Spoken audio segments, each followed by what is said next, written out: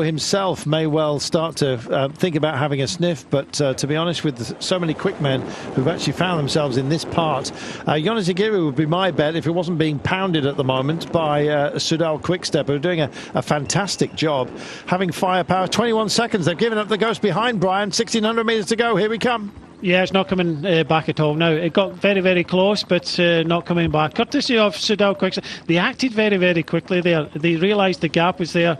Attila Valter was the rider for Jumbo-Visma that was riding on the front, but James Knock straight to the front, put the pressure on. Baggioli as well, now trying to lead out to Mauro Schmidt. Who can compete with Mauro Schmidt? That's the question. Well, I've got a feeling it might well be Shelmos. Let's wait. Let's wait and see. Mauro Schmidt in a great place with essentially a lead out for Movistar, Enric Mas and Guerrero. And it's Mas that's leading Guerrero at the moment, so he's going to have his chance today. There's Jonas Higuita, and straight by him goes Valter. Vingegaard can't find him. Cannot find him. I don't know if he's going to get on the radio. Schmidt is straight on the wheel. You see when Valter went there, Mauro Schmidt is straight on the wheel. Iran is also just behind him, but there's a tricky dog leg coming up with only a few hundred metres to go. Sobrero is just speared by. This is a great guide that's going on at the moment with Enric Mas. 450 metres, they have a double phase, two roundabouts, but it's essentially a hairpin. You'll see that. So they go into this corner. I haven't seen the Flamme Rouge just yet. Yep. There we are.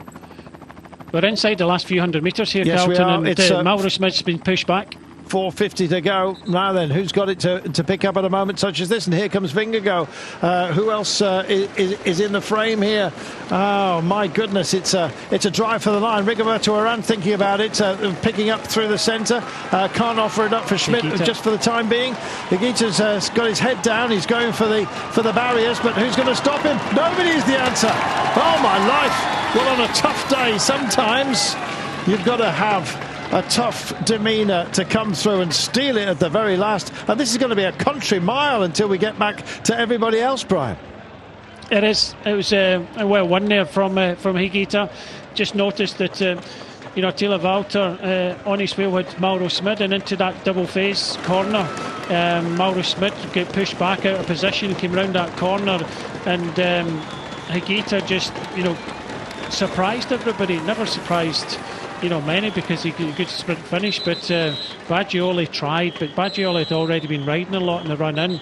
I just think that Soudal Quickstep messed that one up completely with Mauro Schmidt. He was too far back out that final corner and had nothing in the legs to come back. There was a lot of disengagement there. You saw the desire as well for Attila Valter to guide Vingegaard. They lost each other as well. They almost started to lead Rigoberto Urán into the frame. Sergio Higuita for Bora Hansgrohe gets the day. You saw the sprint being led in there, those following on in the second group, and it was Ethan Hayter that crossed the line first. Take us through this, Brian, this double phase to take us to 450. Well, Baggioli was in third place there. It was being led out from Movistar, and Guerrero was there, but just see Higuita starting to open up his sprint on the right-hand side here. But Mauro Schmidt is down the left. Look, he had so much to do.